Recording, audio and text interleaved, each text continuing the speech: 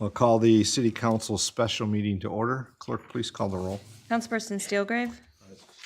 Vining. Germaine. Here. Lamore. Present. Felder. Here. Whitman. Mayor Clark. Present. So we have a special meeting before we get to the item. As we do in all meetings, we have at the beginning, this is a special meeting. Is there any public comment at this time? I know we have plans later for the work session for those that are somewhere that are present, and then later, of course, we'll have comments there and at the regular meeting. Any comments from anybody present here this evening? Okay, seeing none. Next item, Mr. Robinson.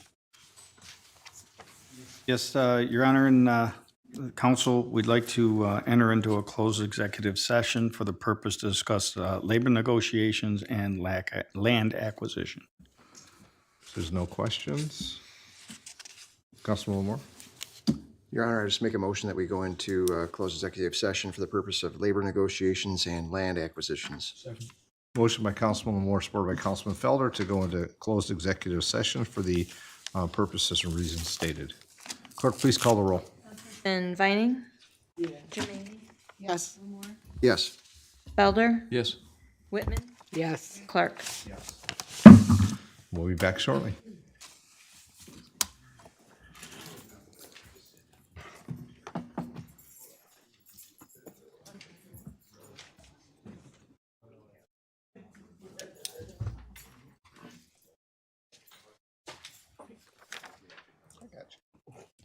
I'm walking better. Yes.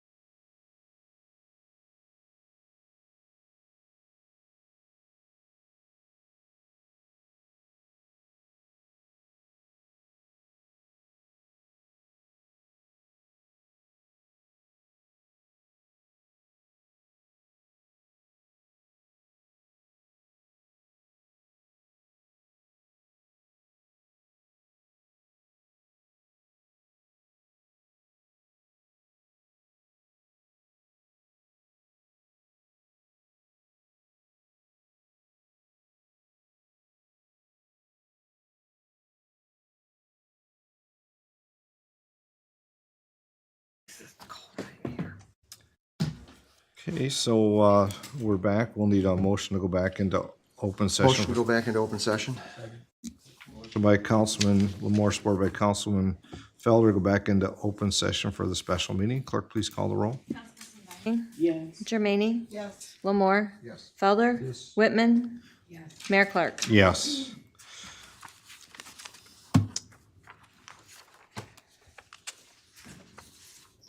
Let's look, see if there's any introduction. If not, Councilman Lamore. Yeah, I was just gonna make a motion to allow the Human Resources Director to negotiate the memorandum of understanding as written for the 3 Comia 2 employees. There's a motion by Councilman Lamore, supported by Councilwoman Germaini, to proceed forward with the MOUs as presented. Mr. Buds, anything further? Is that sufficient? Okay. Mr. Robinson, anything further? No, sir. Okay, there's a motion and a second. Clerk, please call the roll. Councilperson Vining? Yes. Jermaine? Yes. Lamore? Yes. Felder? Yes. Whitman? Yes. Mayor Clark? Yes. So at this time, there's nothing further on the agenda. I need a motion to adjourn. Motion to adjourn the special meeting. Motion by Councilman Moore, supported by Councilwoman Germaini to adjourn. Clerk, roll, please. Councilperson Vining? Jermaine? Yes. Lamore? Yes. Felder? Yes. Whitman?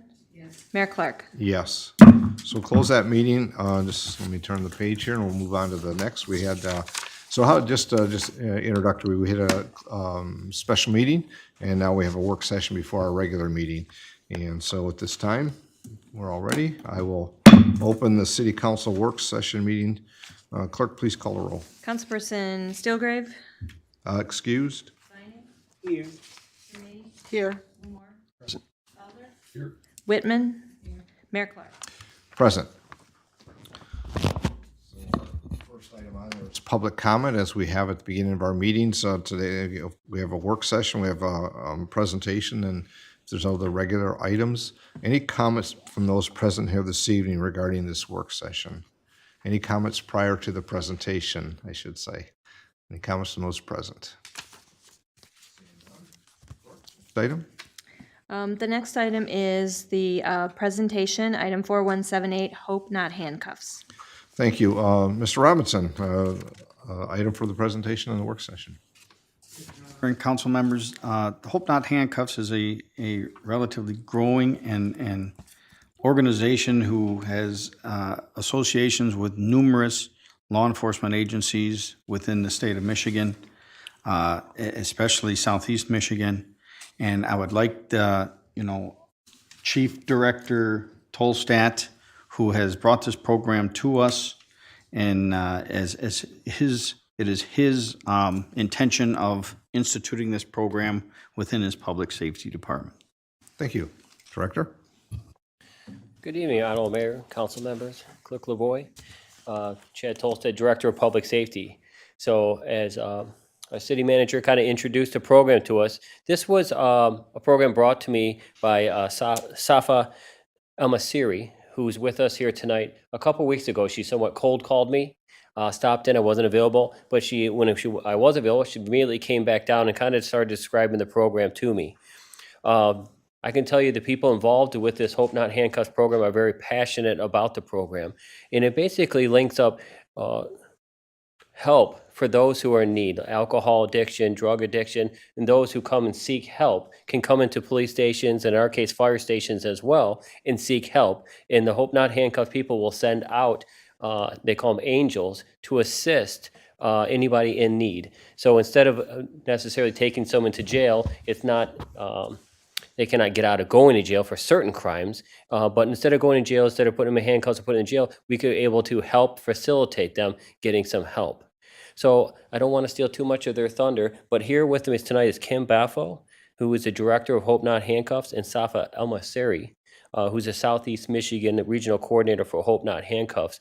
Ms. Baffo is going to be one doing a presentation tonight, but I could tell you Safa came out to our county fair and set up in our booth. Mayor stopped by and got to meet her as well and gave out a lot of literature for this program, which we feel will be a great benefit for the citizens and for our department as a whole. So I'll bring up Ms. Baffo at this time. Thank you, Director. Hello. Good evening. I am Kim Baffo, and I'm here this evening from Families Against Narcotics to talk about the Hope Not Handcuffs initiative. Hope Not Handcuffs did begin in 2017.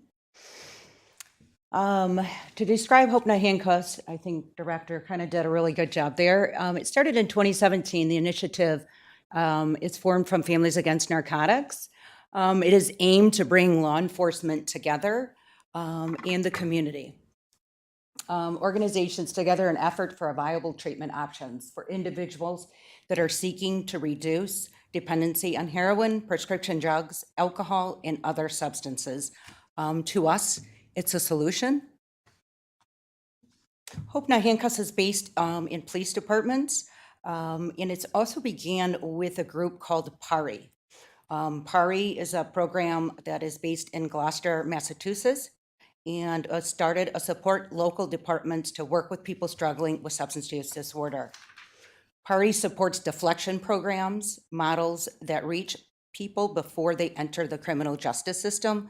They're also working with people while they're in the criminal justice system. I know that they're doing some work, which they call it deferment type programs as well as deflection. How the program works. If a person is struggling with drugs or alcohol addiction, they can come into a participating agency and ask for help. They will be greeted with support, compassion, and respect. The participating agency notifies Hope Not Handcuffs team and that someone has walked into their agency and will dispatch a volunteer angel to meet them there. Our call center then sort of springs into action. They contact our angel and let them know we have somebody waiting at the police department. They go to the police department and they help assist, even if they're uninsured, Medicaid, private insurance. Although I must be honest, if it is private insurance, it sometimes is like when you're going to the hospital for a procedure, we may need prior authorization. They may not get placed that day, but we do work with them. The call center stays in contact. They get assigned a peer recovery coach that stays in contact. So before they leave the police department, they'll know exactly where they're going, the day they're going, and then we arrange transportation if needed. Whether that is somebody that's going right from the police department or has private insurance or uninsured. How to access Hope Not Handcuffs. Walking into a police department is one way. They can also call our Hope line, or they can submit an online form. Somebody will get back with them right away, or again, if they're walking in the police department, we'll dispatch an angel. We also call the police department back and give them an estimated time of arrival for our angel. The intake process is done. We also place in each of the police departments a blue bin. And in the blue bin, we call them comfort kits. We have Narcan kits. We have water and snacks in items that they can take to treatment with them. There's also another way for community referrals. So I think the road officers can pass out these cards, or if they arrive at a scene of a domestic or somebody that's a reoccurring drug user, they can hand these cards out. They can either refer them to go to the police department, or they can just have them call right there on the spot. We wouldn't dispatch an angel, but we can do it over the phone right there on the spot.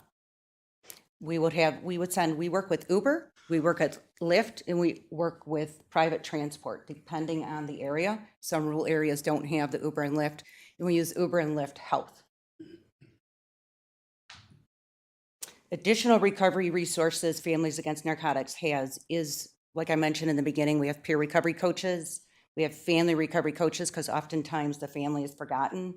So if they do arrive at the scene of the home and the family is present, all they have to do is say, yes, I would like a peer coach. That service is free. While their loved one is in treatment getting better, the family member can start working with the family recovery coach, getting the resources, learning how to create boundaries, making agreements for when the individual returns home, or if they don't return home, we have recovery housing scholarships.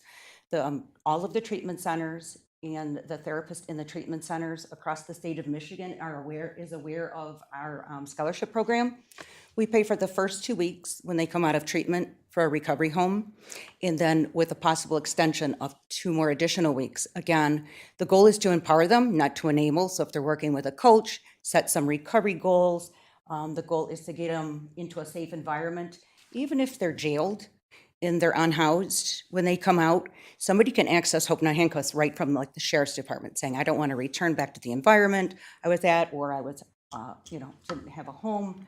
So can someone help?" They can call us and they can get a scholarship, even if they want to access treatment right out of jail. Just give us a call right from the lobby. So we also have harm reduction support team. If somebody just isn't ready and they're struggling, we have a phone number. We do only have one live location. We're growing that program slow. There is a lot of stigma with that program, a lot of different thoughts about harm reduction across the state of Michigan, that we're trying to break those barriers down. But there is one site, but that team does go out to a home if somebody is just interested in possibly safe use or naloxone. So our goal is to save somebody for another day, and then without judgment, when they are ready, they do call us. The on-site one is at 8 Mile and Gratiot. They also have a street medicine team that goes with them. They take care of wounds that are out there. They've saved a lot of lives. There's been doctors that are so compassionate that they'll work in the emergency department later on that day or that evening and say, "You know what, if you don't come see me tonight, you're going to lose your limb." And they'll take action. They'll meet them in the emergency room. They take care of them. So they're really compassionate. All of us we work tirelessly to make this program operable throughout the state of Michigan.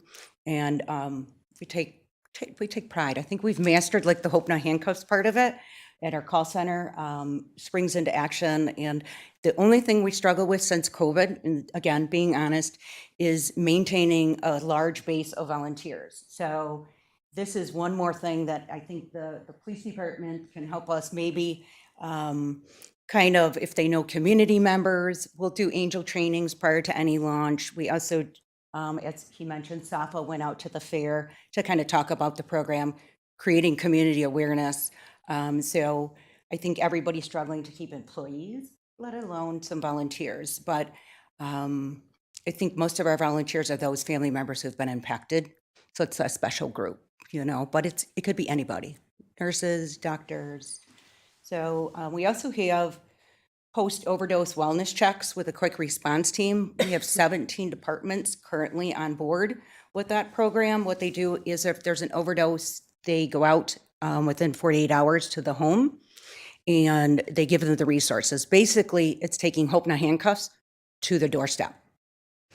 They may be ready, they may not be ready, but they leave there at least with some resources. And when the individual is ready, we're ready for them. If somebody is ready to go to treatment, again, we'll send Uber or Lyft right to that home, or the quick response team is that. And then the law enforcement goes to the next home that's on the list from an overdose. They usually go with a police officer, plainclothes police officer. They go with a family recovery coach, and they go with a peer recovery coach to the home. So they go out as teams. We also have groups that people can join virtually or in person. It's Stronger Together groups for family support groups. We offer them throughout the state of Michigan, pretty much one every single day. Monthly fan forums we hold in different areas. In naloxone trainings, we also do, and we're now handing out naloxone boxes and in the vending machines, and actually they're old newspaper stands that a lot of departments are getting. And again, all of our services are free. Hope Not Handcuffs is available at 130 police departments and community partners across the state of Michigan. Plus, we have 60 locations in New York, Hudson Valley area. Hope Not Handcuffs has helped over 10,000, actually it's 10,187 as of today, before I came here this evening, since 2017. On an average, it's about 170 participants a month. We average about 1,200 calls a month. Some of them are just resources, some just want a peer coach. Anybody can get any of our services by going to our website or walking into a participating police department. As I mentioned about the blue bin that we keep at the police department, the Volunteer Angels is a very simple process. They walk in to any participating police department. When they get that call, they ask for the blue bin. In that blue bin, again, is comfort kits and items that individuals can take to treatment with them. Other ways that the police department, again, they're not required, but could assist us, is helping us maybe with ideas at recruiting volunteers within your community. You know your community best. Speaking about volunteerism at community, with your community members, maybe posting flyers in the lobby, or some Citizens Academy. Some of them like to be trained and get involved as well. Next steps to launch the program is just review and sign the MOU. We schedule police trainings at the department. We also offer, due to the shortage of staff now at police departments, we recorded the training so that the officers can watch it in their cars at any time. We take a pre and post survey so that we can share the information with the chiefs or the sergeant that may be in charge. We share those that have taken the training because we can see when the pre and post survey are done. We select a launch date. The timeline's generally within 3 to 6 months because, again, we want to create awareness. We want to have time to get volunteers in the area and make sure we have staffed peer and family coaches. We will deliver the blue bin for the Hope Not Handcuffs with the marketing materials and help create community awareness by talking about the program. Any questions? Well, thank you. As it's getting to the end there, the last page, I just scratched off 3 questions I don't need to ask because it was right there about timeliness, agreements, as well as a number, and then also training with the police department. So all those were off the top of mind. I'll see, Kelly, please. Thank you. Yeah, it sounds like a wonderful program. So are you new to this area, setting up this program in the city of Monroe? So in Monroe, we are, yep, these are the first, we have the sheriff's department in the city that likes the program that we want to launch here. Other than that, we have Flat Rock, we have Grosse Ile, and then there's Lenawee County that wants Hope Not Handcuffs. So I think it's going to be we're going to be all around. Yeah, I asked because, I know treatment centers are expensive. And so I was curious, how, what's the process? How do you go about if the person wants to go into a facility? I know of one that we have here, but I know these things can get costly. How do you go about identifying treatment facilities? It depends on if they're Medicaid, like state. We go through a PIHP system. We're that middleman. We're the ones treating them with compassion. We're on the telephone with them doing the intake process. We navigate it with them because it's a complicated system. So that's kind of our goal, is navigating it. Most people aren't feeling very well. They're frustrated. Or if it's a family member and it's their first time, most don't even know who to call. So we take the wheel and we take that burden from any family member or participant. It's a pretty streamlined process that we have, but as far as cost, if it's not Medicaid, again, it could be private insurance. Some people we've even sent out of state. We don't quit until they're placed. And our goal is to get them placed our average time is within 24 hours. Wow. We just did a scale for our board, and I thought it was more like closer to 28 to 32 or something, but it was under 24 hours is our average time to get individuals placed. And believe it or not, somebody with state insurance is the easier placement than private insurance. It's about that prior authorization. Like if you were going to get a procedure in a hospital, we fight every day to kind of remove these barriers. But we're dealing with, the government or those things we need to change in the system, put it that way. What about no income or no insurance? Yes, we help uninsured, we get grants. Also, any treatment center now, if somebody doesn't have insurance and does qualify for Medicaid, unemployed, as soon as they get to the treatment center, they'll make sure they're leaving there with Medicaid insurance too, because they have to get paid. But to bridge the gap, we can get them a grant. And then same thing with our sober living scholarship. The only thing that you don't qualify 4 is if you have an income. We want to save it for those that have no money, which is a high percentage of the individuals we serve.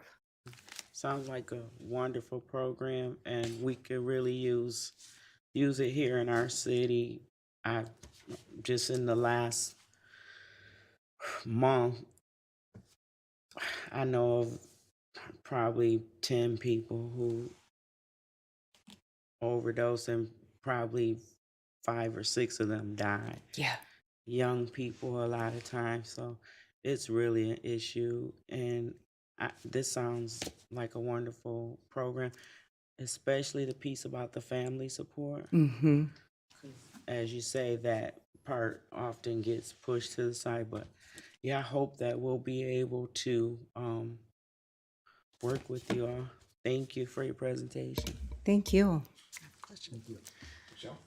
So with someone who's waiting in limbo to get into a treatment center, how do you house them and where are you able to place them if they have no home? So if they come in, say, to the police department, or they just call us on the telephone, it is unfortunate that if it is a day wait, again, our goal is to get them placed that same day. But what we will do is link them to a peer recovery coach right away so that they have the support. They also stay in contact with us. And no matter where they're at, if they are homeless, houseless, it's what is the nearest gas station? What is the nearest McDonald's near you so that we can get transportation to them that either that day or if it is the next day. It is sad, and it's probably the biggest barrier that we are challenged with. But again, they are having a resource and somebody to talk to, and they will be transported hopefully as soon as possible. But yeah. Other questions or comments? So then I'll don't see any further. So I'm looking back to the city manager or Okay. Director Tolstead. And Michelle, if I was rich, I'd buy a big warehouse to house them. Just for the day. You don't leave yet. So, Director, I guess your timeline, what are you looking at, and when would the council see this back yet again? You're okay. You're good. You stay right here. Kim, We're you can not stay with looking us. for, I guess we weren't looking for specific action from council. This was an informational, didn't sign any MOUs, but I did have the attorney look over the MOU, which there was no issue with the MOUs. We'd like to proceed forward. I've talked with the sheriff on this as well. He's on board with moving forward as well. And we talked about how we can work together to make the program successful. He's moving towards a 24/7 lobby. The blue bin's there. I've also spoken with my fire commander. When they've had them in, I think, one other fire department here, so we'd be somewhat new to that as well. We thought people might even be more comfortable to come seek help from a fire department rather than coming into the police station as well. So we reviewed this. There's no cost to us as a citizen. It would cost officers time and some things like that, but there's no cost incurred to the department. There's no financial commitment from us. It's just another alternative to get people help as opposed to some other means that we have available to us. Well, it sounds like you at least have taken some initial steps on administrative reviews and stuff. So we'll look forward to how that comes forward as you work with the city manager, and maybe something that comes to council for consideration or approval. Okay. Wonderful. All right. Thank you. Thank you all you. for being here. Thank Appreciate you. it very much. Nice presentation. It's having us. wonderful.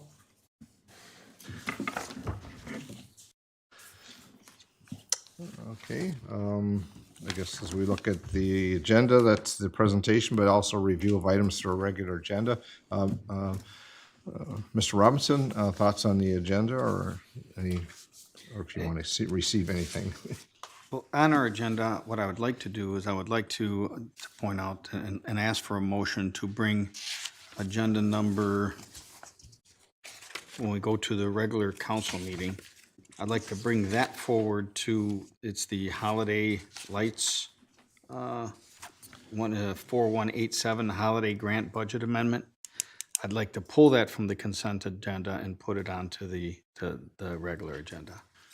There's some updates I understand that you're looking Yeah, for. we've received, we need to change the amount in there, as we have today even received more donations towards that goal of purchasing those lights. Okay, that's a note for the council then as we get to that. It's not amending the agenda, but it will be request to pull from the consent agenda. Yes. So I guess you're also, see if there's any, is there any comments from council members regarding the regular agenda? Any items? We'll look at the clerk Lavoy as well. None? Okay. Not gonna fill space if we don't need to, so. Ms. Robinson, anything further you might have? No, Your Honor. Very well. So that's the work session. If there's no other items, we could, as time permits, we'll just adjourn and move, have time before the regular meeting, which will start at 7:30. So if there's no other comments, and close the work session.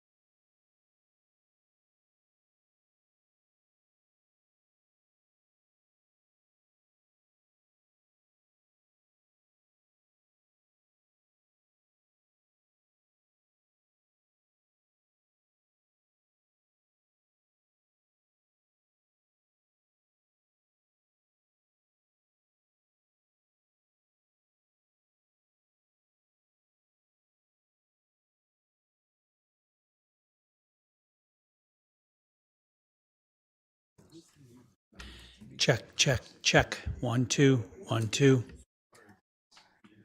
Okay.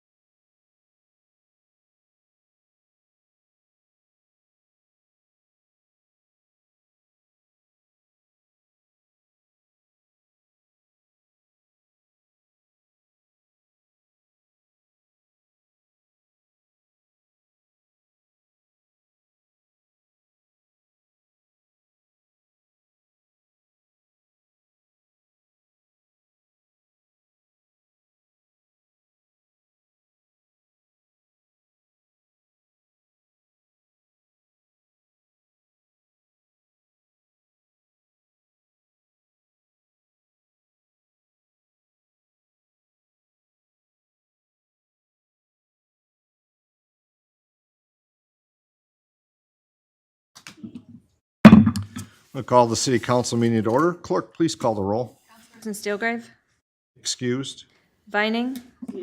Jermaine. Lamore. Felder. Whitman. Mayor Clark. Present. I'd ask we all please rise for the invocation. Remain standing for the Pledge of Allegiance. We have faith and hope in each other and our city. We ask for your guidance in the decisions that are made here this evening. We ask that you help us to work for the welfare of this community and all who call our home. The Pledge allegiance. To the flag of the United States of America and to the republic for which it stands, one nation, under God, indivisible, with liberty and justice for all.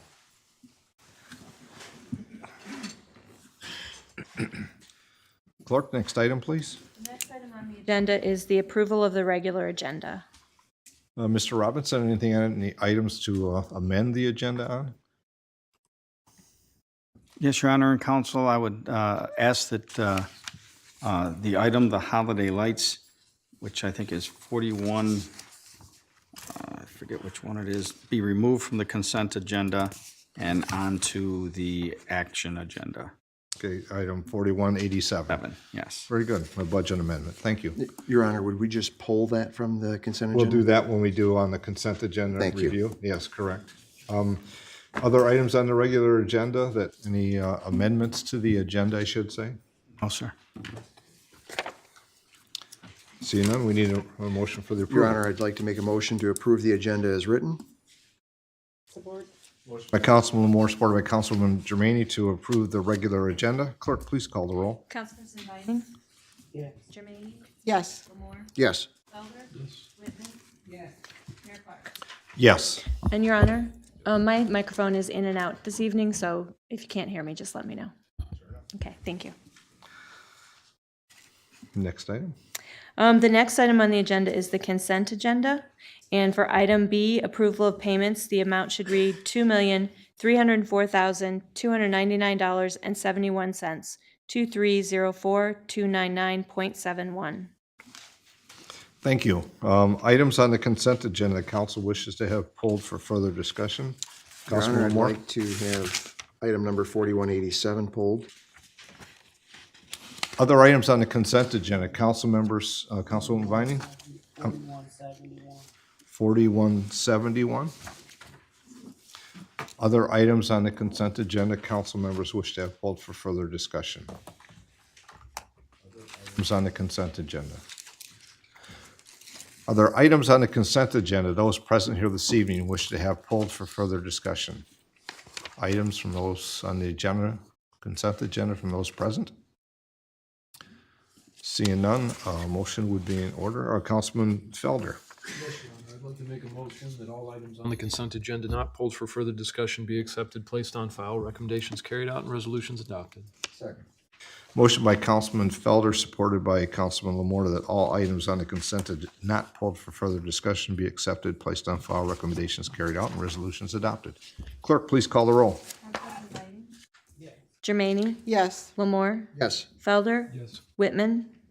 Mayor Clark. Yes.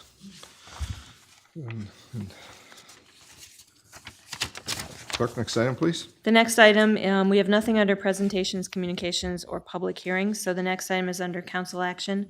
Item 4172, DTE guardhouse agreements, DTE Port and City. Thank you. Manager Robinson.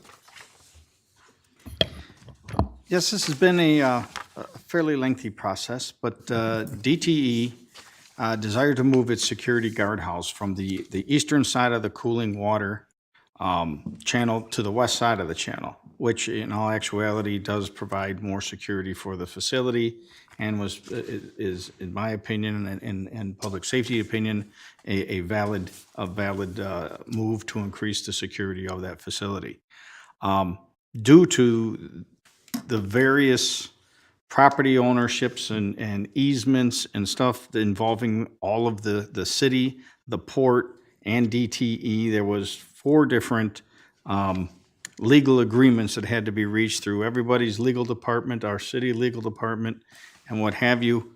And, and I think that what we're looking for is that the city council authorize the mayor and city clerk to execute the documents upon the final detail review by the city attorney and the city manager. Thank you. Any questions from council on this item? I know that there's been lengthy discussions. I know Mr. Buds, our city attorney, was involved as well. I see that members from DTE are here this evening as well, and they also worked through those discussions and negotiations.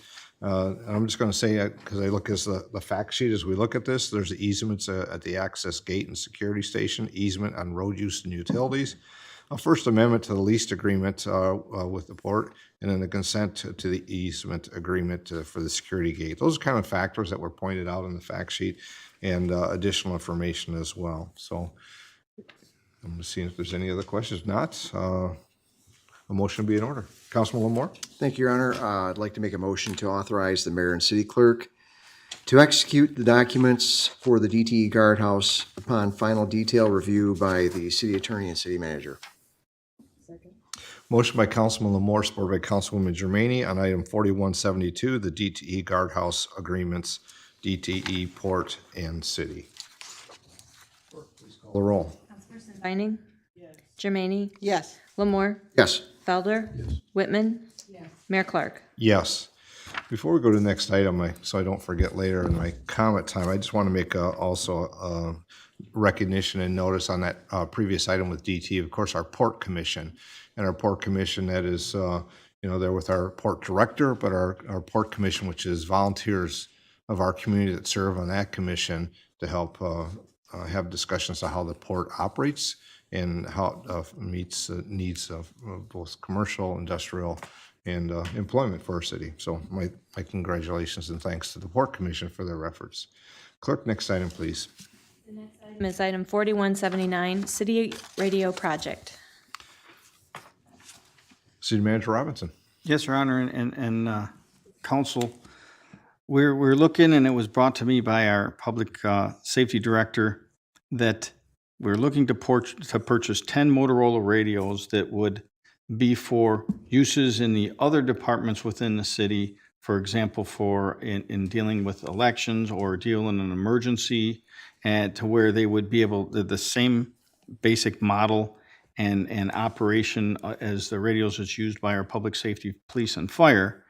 And they're actually, it's a great idea because that way there can be communication, direct communication during special events with not only our police and fire, but we'd also be able to communicate with the DPW, and we'd be able to communicate with the other entities involved in the event. Those radios would be assigned out and brought back at the end of the event, et cetera. For example, for the elections, for the clerk and clerk treasurer to be able to communicate with the polls, to communicate with different people, so where it's a very quick and quick response with the appropriate people monitoring the event. It improves response, and it just improves efficiency. Thank you. Are any questions or comments from council? Just want to make one comment because, as you think back in communications in years dated past before 800 megahertz radios, everybody had everything that was separate in as individual departments and organizations. This is a great inclusion of the other departments within our city. And, whether it be at elections time, special events, DPS, DPW, I think about it if there's an emergency response or a critical incident, and we have people that are responding, having these resources available allows them to also communicate with the I'll just say director in charge, whether it be fire, police, or who it may be on an incident like that, and the clerk or whoever in elections. So if there was a need. So this is thoughtful, and I appreciate this on the agenda. Any other comments? If not, Councilman Lamore?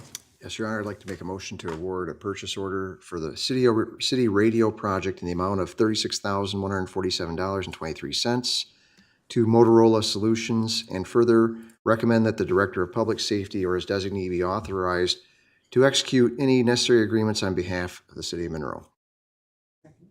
Motion by Councilman Lamore, supported by Councilwoman Germaini on item 4179, the city radio project. Clerk, please call the roll. Vining? Jermaine? Yes. Lamore? Yes. Felder? Whitman? Mayor Clark. Yes. Next item, please. The next item is item 4185, consideration of resolution in support of MCOP Community Center grant application. Thank you. Manager Robinson. Council, I think you all are aware that in 2021, the city of Monroe received a $7.8 million grant through the state appropriation to implement the recommendations of a 2019 space study that they did, space analysis of the Opportunity Center at the ALCC and the Navarre Library. They've worked between the library and MCOP and our economic development team and director have worked very hard at trying to bring all the parties together. And I'd like to offer Director Cochran the opportunity to be able to explain a little deeper into the proposed project. Thank you. Thank you, Mr. Robinson. Good evening, Honorable Mayor, Council, Mark Cochran, Director of Economic and Community Development. As Mr. Robinson indicated, we were very fortunate to receive the $7.8 million appropriation from the state of Michigan.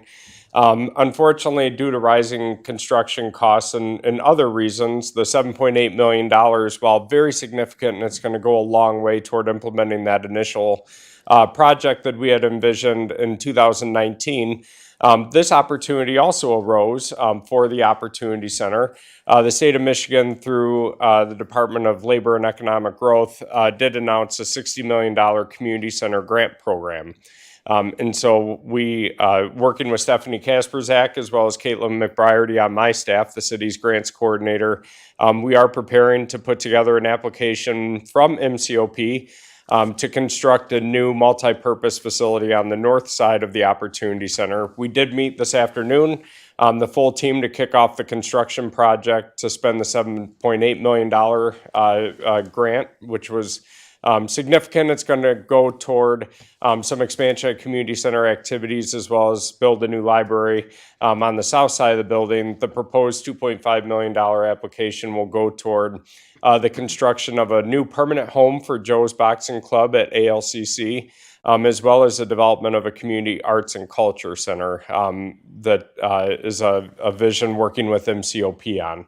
And so the $2.5 million application is due at the end of this month, and where the building is proposed to be built would be on the vacant space between the Hopkins Tax Service building and where the Learning Bank currently sits. That is city-owned property. And so the resolution before you this evening is meant to express the city council and the city's support for the project, and also letting the state know that we would be entering into negotiations in good faith with MCOP on a lease for that property for the facility to be built. So certainly didn't have time to negotiate and develop that agreement in full and final version before submitting the grant, but it is our intent to proceed if city council directs us as much. And Stephanie is here as well to support the application and answer any questions if council may have them. Thank you, Mark. I'll see if there's any questions from council. Councilwoman Vining? Mark, what was the department, the State Department again? Department of Labor and Economic Opportunity. It's Leo. Thank you. You're welcome. And our own Senator Bellino was instrumental in getting this $60 million secured as well in the state budget. And so we've had some preliminary conversation with him as well and hope that he'll support us, which he indicated he would. So, Other questions from council? Councilman Felder? Yeah. Could we briefly discuss some of the new programs that are going to be offered in the facility? I'll defer to Stephanie for that. Absolutely. Thank you, Mayor and City Council. I appreciate the opportunity to come and answer your question, Andrew. As you know, Joe's ALCC Boxing has been around for decades and has hopped from place to place to place. We would like to finally give Todd Riggs and his coaches a permanent site for Joe's ALCC Boxing, not only for that programming, but we'd like to have a multi-purpose facility. As you know, we've had Planting Seeds, which is a wonderful mural project that we started in 2021. on. And we also have local artist Amy Arnold, who's been doing some wonderful programming at the Opportunity Center with the kids to develop their artwork. The vision of the Art and Culture Center is to have a space where kids can develop art, but also learn entrepreneurial skills so they can sell their art when they're done with it. And so that's part of the programming as well. So, anything at the center, we like to have kind of a multi-purpose space because there's so many different things going on there. Those are the two initial programs that we will solidify with this grant by having a space for them. But as you know, the sky's the limit. Good. Yeah, I just Councilman Lamore? Yeah, I just have a question. Do you think this could potentially support a boxing match? Like a boxing show like we've Yes. done in the past? Yes. That's the plan, yes. So That'd be awesome. the plan is to have one permanent boxing ring for the kids to practice in, and then have an open space where we can bring in a large professional ring so we can continue to do the shows. We're currently planning a show for October.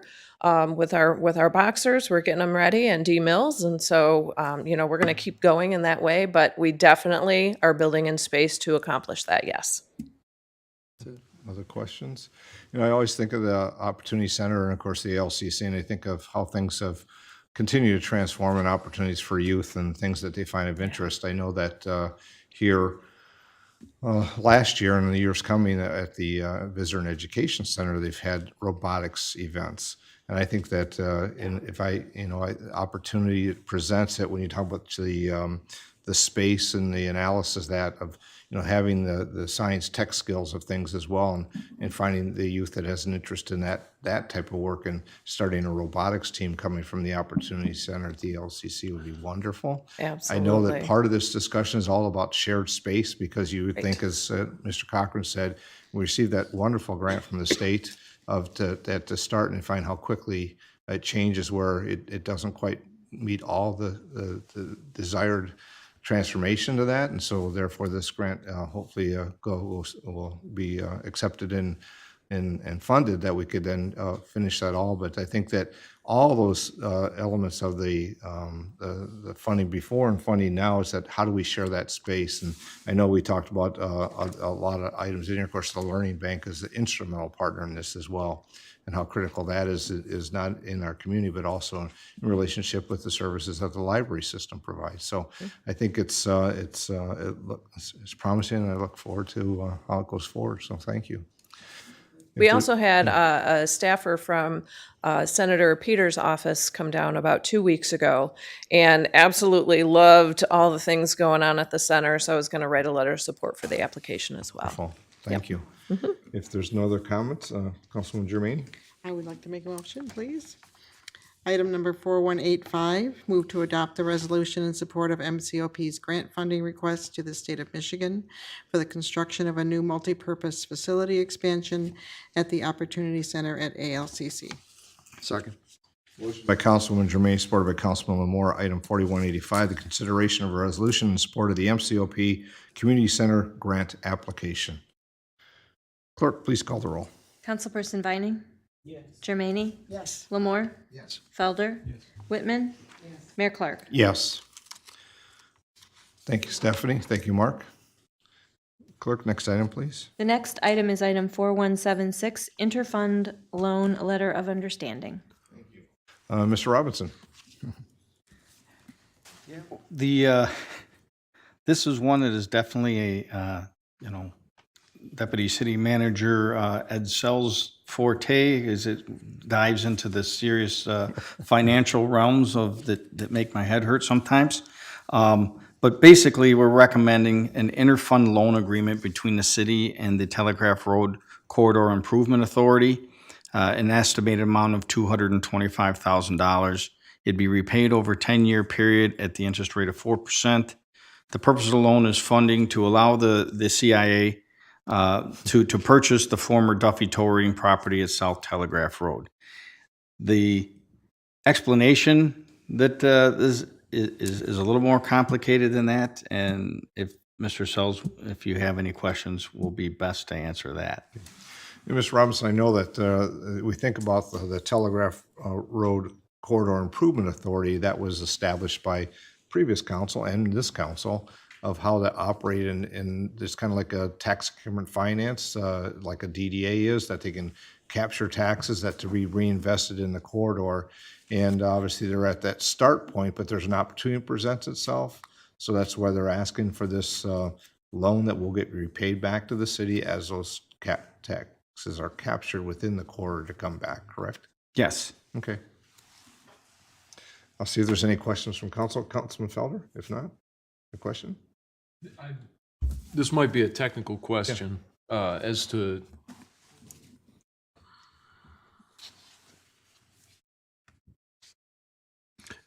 why the Telegraph Corridor Improvement Authority would be purchasing the building rather than, say, the city itself. Okay. I'm looking to Mr. Robinson or Mr. Cochran or Mr. Sell. Mr. Sell's got to sign up too. We'll tag team this. So the Corridor Improvement Authority was actually established to do projects like this. If you'll recall, in 2019, when it was established, it was following the development of the Telegraph Road Corridor Development Plan, which listed this site as one of the top priority redevelopment sites. Lazy Boy to the north, the Bolodrome, Duffy Towing, Clausen Dance Studio building to the south. So much like one of our next item on the agenda about an authority redeveloping a site, the Telegraph Road Corridor Improvement Authority was actually established to do projects just like this, to take tax capture, develop from tax increment revenue, growth and investment along the corridor, and reinvest that into development along the corridor, whether that be public improvements or actually redeveloping key sites along the corridor. And so it's a perfect project for them to take on.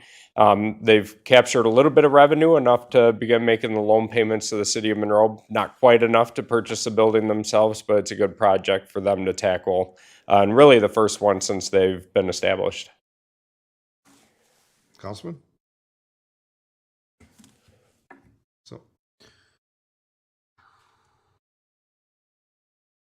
So your question is the authority versus the city doing that, and I think it's a good question. I think statutorily, Mr. Sell's getting out of his seat, so I'll let him come next before I speak. But statutorily, they have the authority to do so, just like a downtown development authority does. And how do you make that a viable group, which of course is another commission or authority that made up of businesses and actually a resident as well. Mr. Sell, thank you. Thank you, Mayor. Honorable Mayor and City Council, Ed Sell, Assistant City Manager, Finance Director. I mean, it really comes down to a financing question. What Mark said is absolutely true. This is a perfect project for the CIA. But I don't know if you remember when Vince was in the last couple meetings or so, and he was kind of saying goodbye and things like that. He mentioned that Matt and Mark and I met, and he had like 3 or 4 things on his list that he needed to get financed, and this was one of them. And so it comes down to really allocating resources, sometimes scarce resources, as best we can. Through our capital project funding, we had a huge capital program, and we just didn't have the $225,000 left for the city itself in that capital program, without taking it away from a different project, to fund this project. So it was kind of creative financing to be able to add in another piece purchase into our capital project and allow the CIA to do a project really that they're intended to do. So that's what it's about. I suppose the immediate follow-up question isn't just the Capital Improvement Authority or the city, but is the Capital Improvement Authority or private development, which I guess is all of our first preference, is that the city just not be involved at all. Is the building not ready, is not in a position where a private entity would want to move in and take over? Does it require a sufficient amount of work to be able to? More Mark question than I had question. That's what the Improvement Authority has the authority to do, and how there's different parts to that, I think was, that maybe the councilman was asking too. Yeah, and the development plan, it called for a specific use and vision for that site, and by the Corridor Improvement Authority owning it, it's got the ability to make sure that that is what the outcome is, as opposed to having anybody be able to purchase it and put anything there. The city, through adopting the development plan with the last city council and incorporating in the master plan, set forth a defined vision for the future for that site. And certainly ownership helps facilitate that and move that along. In terms of the condition of the site, there's some environmental that needs to be done, and much like some of the other properties the city has purchased, we have the tools to be able to address those and help incentivize the future reuse of it. Some of the other sites that we've done, it's been envisioned to work with a small business and entrepreneur, and rather than have them having to sink all of their capital into the building, the city takes on some of those costs up front and then leases it to them while they build their business and invest in the business itself, and be in a better position to then own it. So much like the fact sheet that Mr. Sell prepared, it's certainly not the long-term vision of the city to hold on to this forever, but to work with a private developer to make sure that it meets the goal that the city has laid out as a future vision for the redevelopment.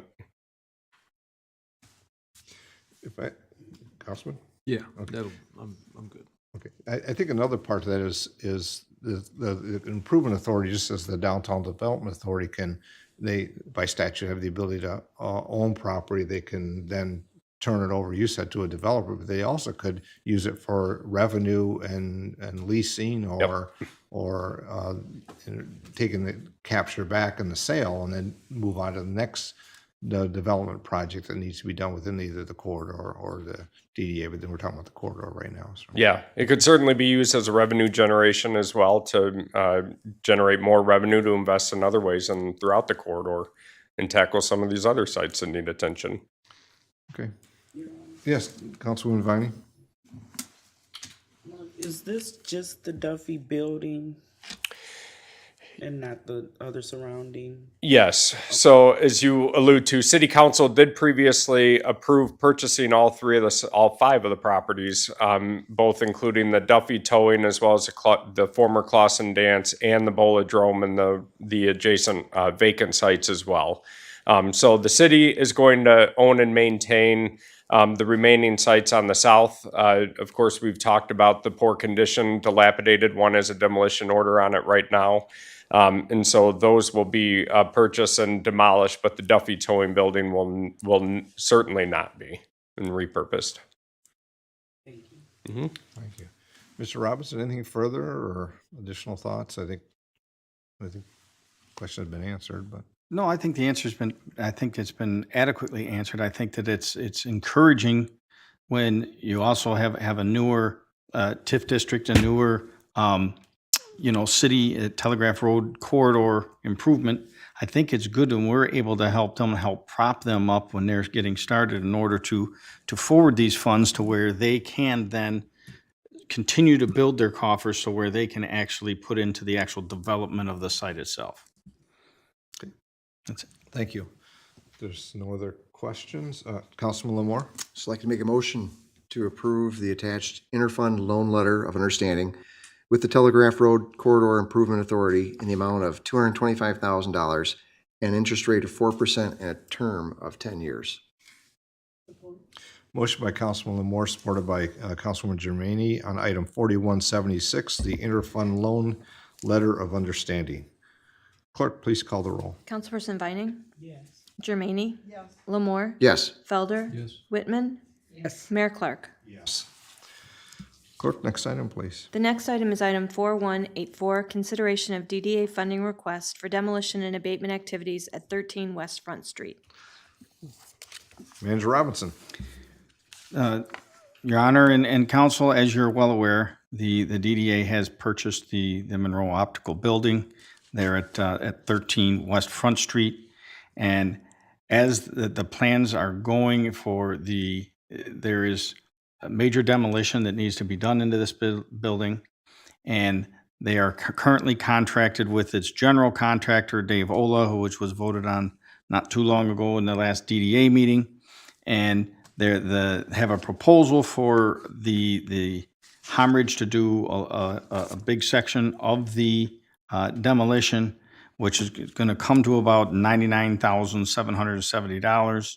And we're asking that the city council approve the DDA funding request from the LSRF fund in the amount of $99,770 to support the demolition project from Homridge on that property site. Thank you. Any questions from council members? I think we've talked about some buildings before. This gets this development started, and look forward to some of that can change and the front can be taken off and see what we have and move forward. But it's, you know, I appreciate when we talk about purchasing, owning properties. I think that needs to have a good, clear look when we decide to do this. I know that we've talked about it as a council on this before. I can tell you that the past 33 years, that building looks the same. And I think it's, I commend that the Downtown Development Authority is doing statutory. What they're permitted to do is develop. And then how do we get that repurposed? And I agree, it's not something necessarily could own, but I think it's something to get turned over and getting a cleaned box, so to speak, and a developer to come in and say, now they can see what they can do. But the current condition of that is really prohibited people. And we've had developers come in, look at it and turn around and say, oh, well, they're going to move on to the next building they're going to look at. So city support here of this through the LSRF fund, I think is beneficial, in my opinion. Councilman Lamore? Yes, I'd just like to make a motion to approve a funding request. She has one Oh, question. I'm sorry, you have a question? I'm sorry. Go ahead. Councilman Barney? So, just from my understanding, this is a funding request from the DDA. It's not a funding request that they have to pay back. And where does the money come from? I think it's too ready to talk here.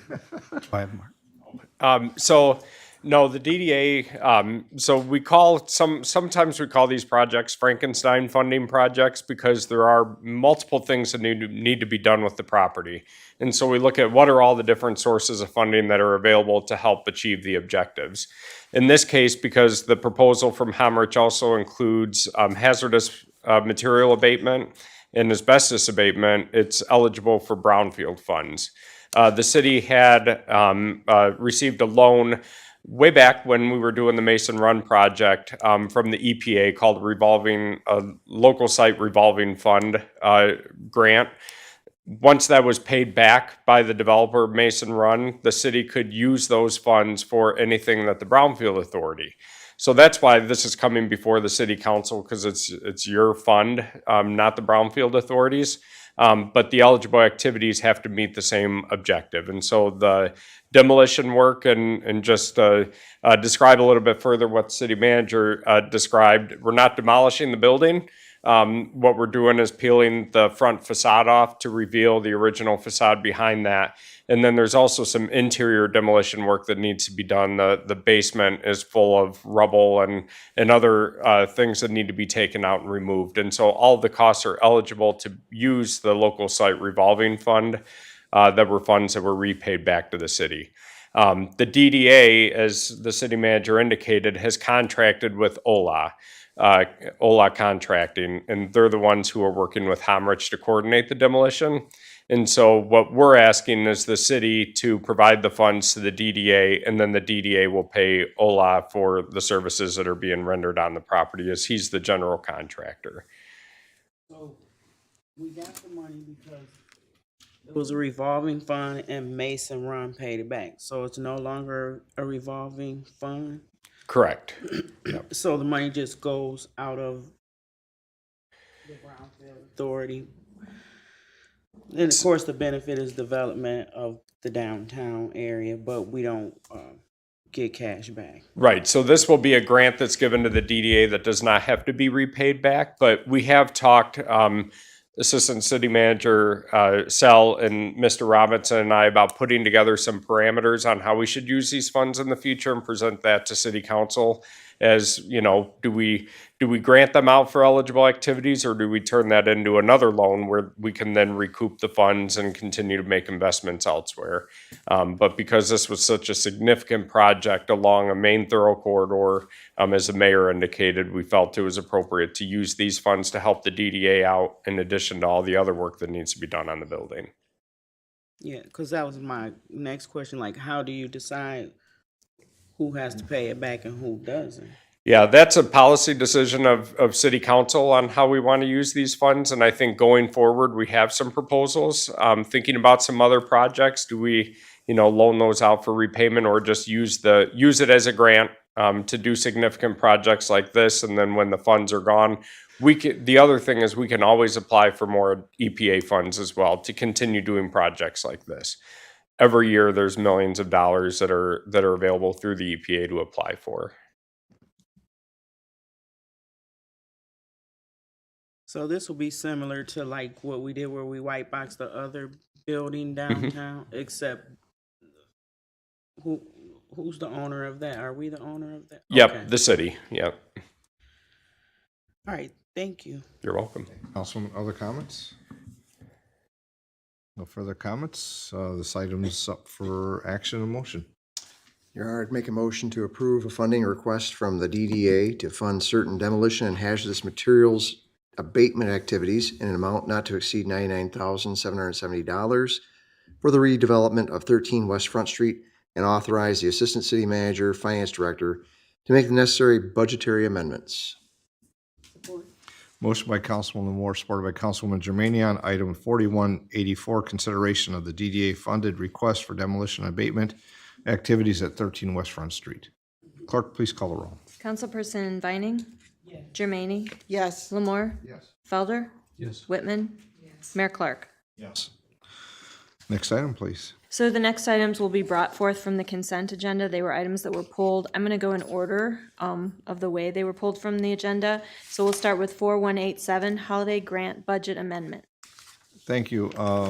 Mr. Robinson, I think there's an update, so if you would. Your Honor, the update, as it was on the consent agenda, as you know, the tree lighting committee in the city and takes great pride in trying to grow our tree lighting ceremony in our downtown during the holidays, and they openly seek grants, et cetera, for that. And we have just, I had to change the amount. They had it originally at $9,500, then it was $10,000 in the original write-up. But we have now, as of the end of the day today, received $12,000, which we have already deposited into our account. And then we end up, from the thing, and then we have to reallocate the money to amend the general fund budget. So it's the amount is simply $12,000 instead of the original posted where it was $9,500. Thank you. And these letters went out for corporate sponsors or opportunities, and when the fact sheet was done on Thursday, it was at a certain amount. Well, two of the businesses called this morning and sent things in, so therefore the reason for the change in the amendment for the item, correct? That is correct, and there's a high likelihood that at the next meeting we'll have more because we have pledges for more money from other corporations as well. So its funding comes in for specific use that is sent to the finance department that then gets passed through to pay for the items in which are being selected or services provided. Very good. Any questions from council? It's an item for action.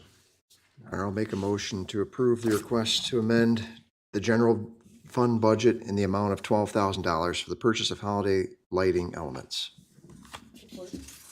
Councilman Lamore, supported by Councilwoman Germania on item 4187, the holiday grant budget amendment. Clerk, please call the roll. Councilperson Vining? Germaine? Yes. Lamore? Felder? Whitman? Yes. Mayor Clark? Yes.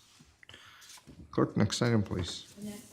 Is item 4171, consideration to participate in the new opioid settlement agreements. Thank you. Councilwoman Vining. Yes, Your Honor, thank you. Just from my understanding, how far are we into to this process? Are we just saying that we want, whether or not we want to participate in it? Well, we're at the point now to where just as if we were in the other groups that were in the large settlement through the state, through the Attorney General's office, as they have agreed to certain amounts, then they sent out a settlement agreement that we'd signed before, and it was with just different establishments who were a party of that suit.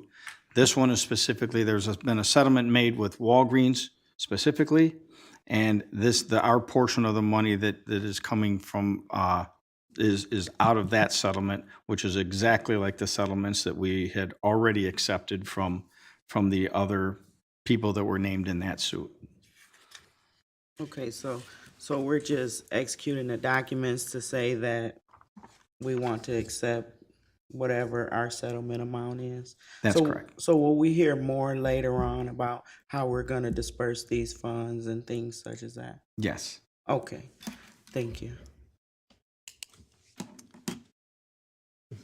Thank you, Councilman. Other questions? You know, if you look at this information sheet, and obviously it's within the file from the clerk's office, there is a distribution, an allocation, final allocation percentage. And it's a difficult chart to try to figure what that is when you're talking about the way it's written out and the percent, but it lists all the communities that were eligible, and then if they enact this action like we're doing tonight, then become available. The funds become available for that community. So just as we had done before, you're correct, Councilwoman. If there's nothing further, motion wouldn't be in order. Your Honor, Yes. I move to approve the new opioid settlement agreements and authorize the city attorney to execute the necessary documents on behalf of the city. Second.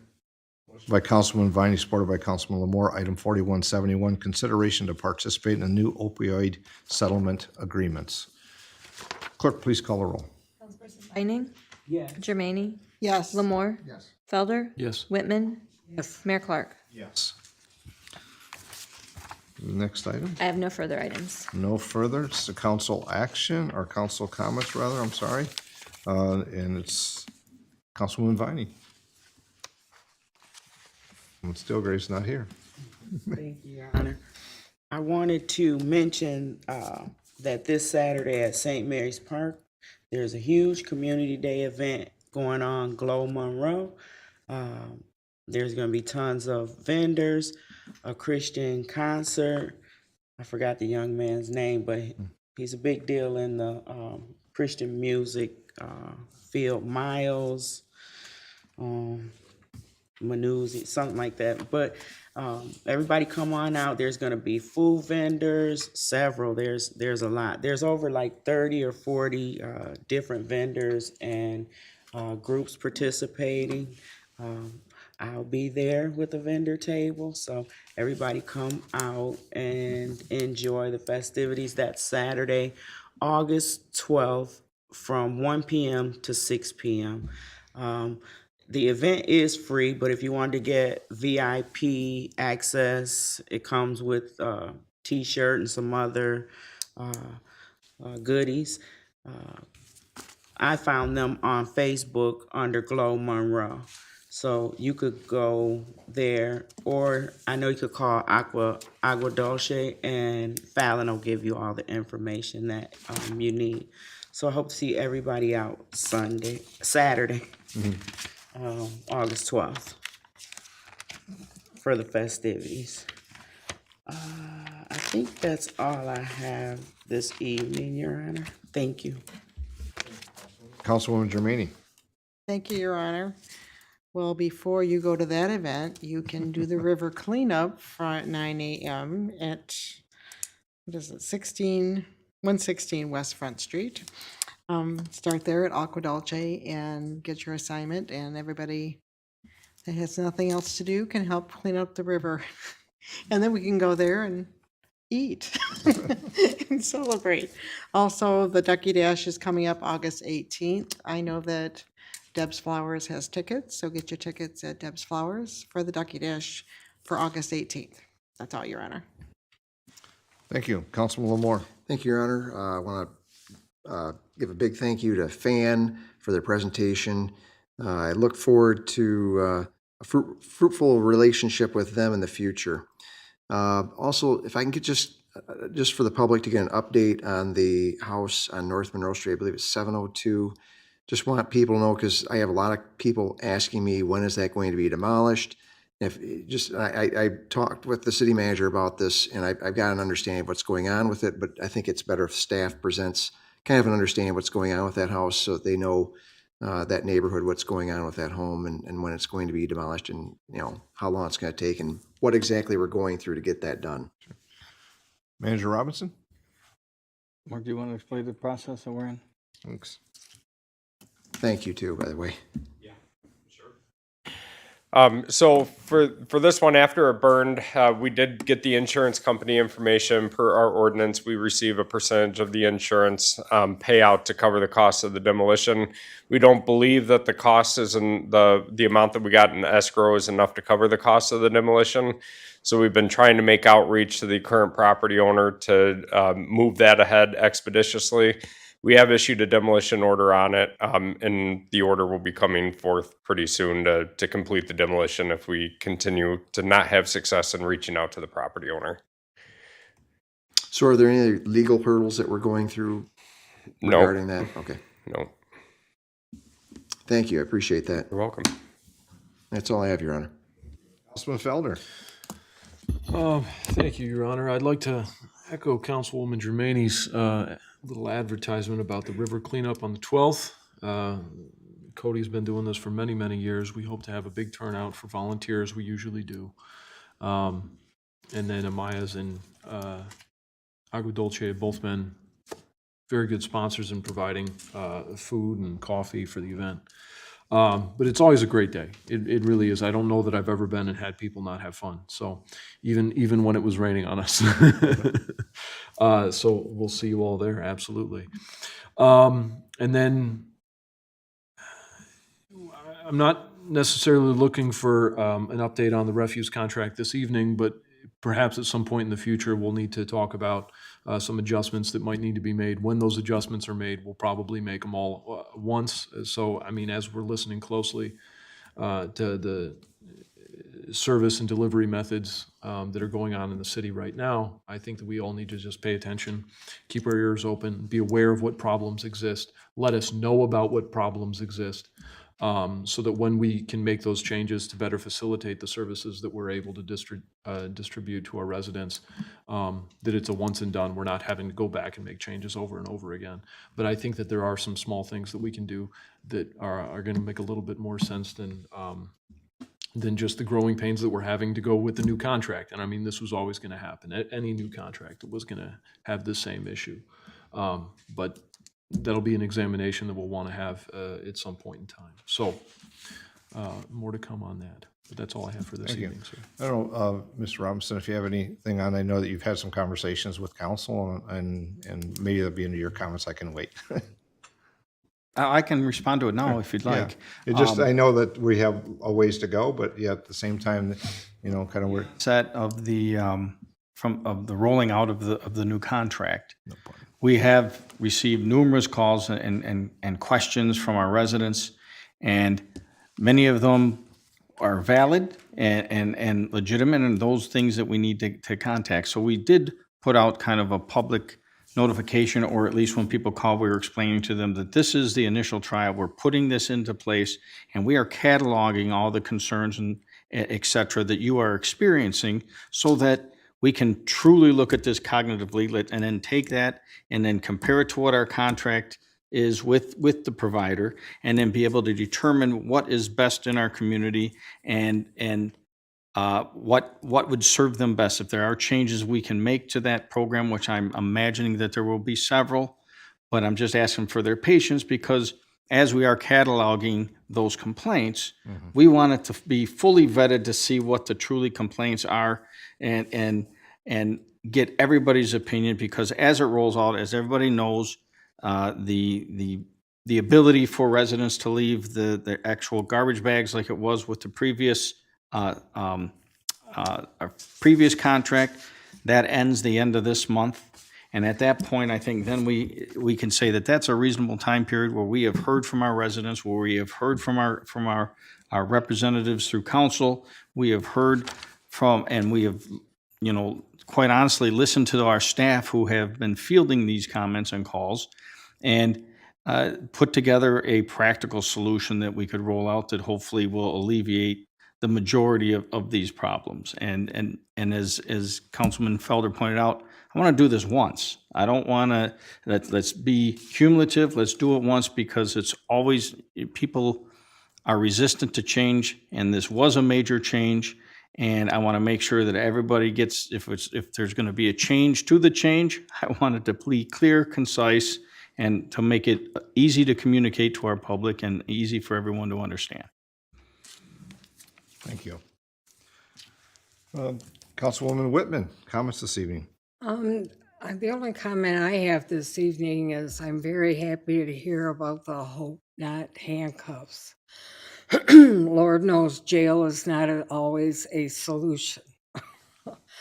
But, and I'm really hoping that sometimes new programs don't really catch on. So I hope that we can encourage people to, just like with the garbage pickup, that you have to tweak it to fit our community and in order to get the best out of it. So that's all I have. I hope everyone has a great time cleaning up the river. Since I live on the river. Yeah, thank you, Councilwoman. I think most comments I had are mentioned. I just want a couple additions to that. The Ducky Dash, which is on August 17th, is from 5 to 7 p.m. And the Downtown Monroe Business Network champions that activity. It's the same night as Concert in the Park, so come down and watch the Ducks race, and then go over and listen to the music in St. Mary's Park. The River Raising Cleanup, I think, is one of the more fun and one of the great events that people can volunteer, come down and help out. But it's from 9 a.m. is when it starts until noon. And as Councilwoman Germain said, time enough, and Councilman Vining, time enough then to go over to the park and listen to the Christian concert. And I think the headliner starts at 6, but there'll be music before that as well. I have to make a comment now about the trash. I think Councilman Felder for bringing it up. I always say when we started this, we knew there'd be changes. We knew there'd be some adjustments made. And I think, as I recall, the statement was it'll be reviewed as we get information that gets returned back to us when we start with a new contract. The only way the contracts are today pretty much are through mechanical arms about pickup. So the totes change and all that. So, but on another note, in case those that think there was a protest about the picking up of the recycle carts at my residence, and residents dropping off their carts. That was not the case. It was myself and some neighbors decided it would be easier and more convenient if they were collectively put in one place to be picked up.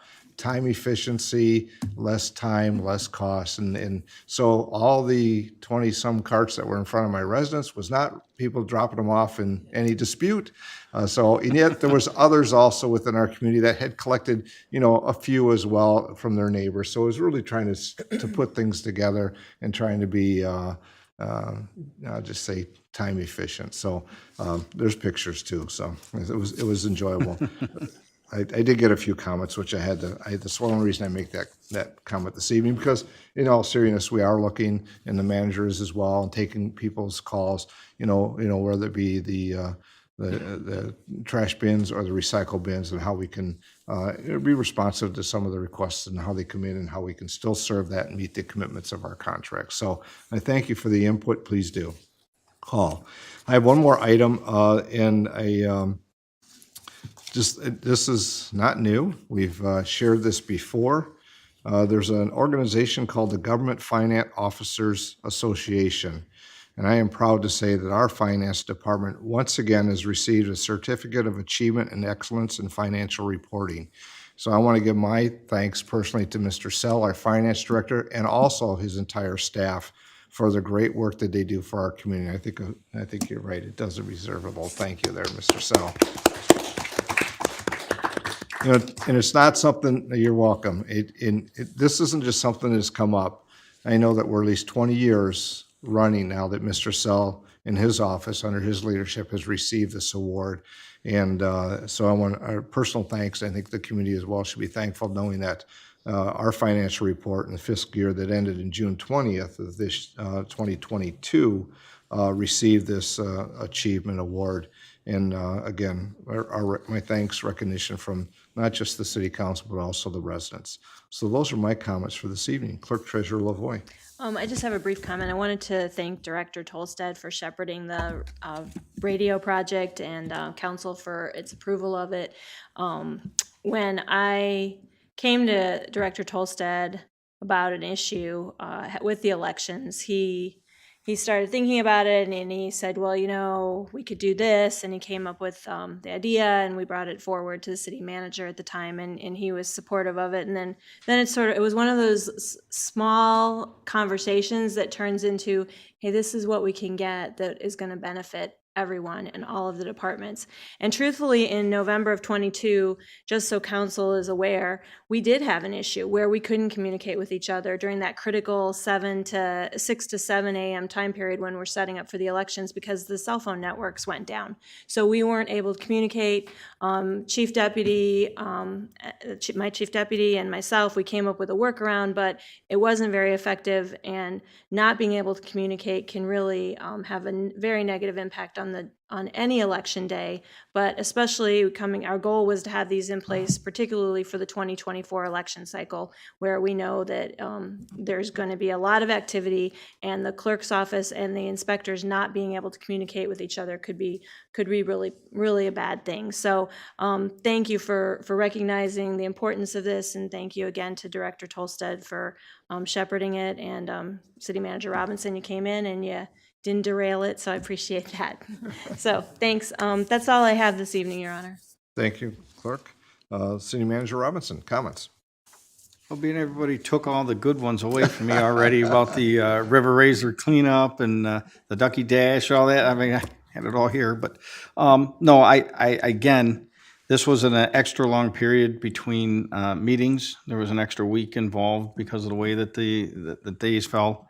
And so there was a lot of activity that occurred and city business, administrative business that took place over this period of time. And I want to thank my directors. I want to thank the clerk. I want to thank all the assistance it is in getting this kind of volume of work in front of this body in an efficient and somewhat coherent way, except for when I'm talking. But it is very, very helpful. It has taught me so far in my time here that these meetings, even though there's been a lot of them in my learning process, they are very, very valuable, and we're very lucky that we have the talent that we have here to be able to handle very large items. The things that were in these agendas were major items for our city, and I'm proud to see that week after week what kind of work we do here within this building, and I'm very proud of the staff here. Thank you. So at this time, it's citizens' comments. If there's comments from those present here this evening, step forward. Just be mindful, please do your name and jurisdiction of residence, but also 3 minutes. Glad to see you here, Molly, and I just ended here. Council, I just wanted to come up and say thank you, especially to the mayor, City Manager Robinson, Attorney Buds, and your department heads, from public safety to economic development to water treatment to engineering. Just thank you so much for all the hard work and effort we put into the front gates security station. I have with me here tonight our new plant manager at Monroe Power Plant, Dan Casey, local Monroe resident. So Dan, do you want to say hi to everyone? Yeah, so thank you for having us. And this project means a lot to the plant, to the security of the plant. So we appreciate all the work that everybody's done, especially with the port, working through all the details for the port. So just like to thank you, everybody, for that. Thank you. Thank you both. You know, those that may not know, obviously you can find it on the city's, the clerk's office, of course, the information about it. But, you know, it's port security, but it's also the DT security. There are gates on the side of the channel there that is inside their property. It only makes sense in today's world that you have security that, and once you're over the the bridge, it's hard to stop somebody if there was a critical incident. But by having that front security in what today's environment is and should be, I think it'll still be accommodating for those that are visiting, but also place the plant in a greater security, and also the port, and then our first responders as well. So I just want to say thanks for being here. It's a great project to work on and get completed. Other comments from those present here this evening? I see there's two standing up. Come on up, sir. Sit closer. Elliot James, 633 Stone Street, Monroe. I still want to comment on that one area, one street that is between Eastchester and Winchester on 3rd Street that needs repair. It seems like nobody's doing anything about it, and I want to find out, is the city going to repair that street? So that's the between Winchester and Eastchester on East 3rd, correct? Correct. So I see Mr. Robinson's taken a note here.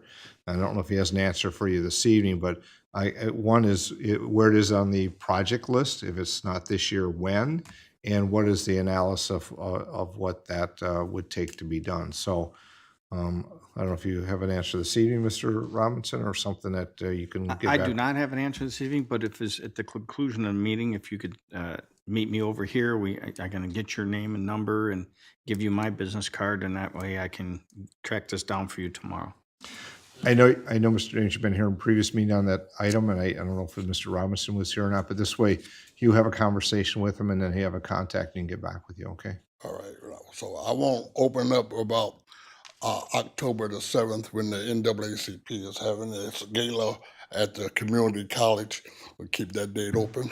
Yes, I just received a correspondence about that today, and October 7th is going to be at the community college in the atrium area. So yeah, we'll have to continue to make sure we mention that at our meetings. Thank you, sir. Yes, sir.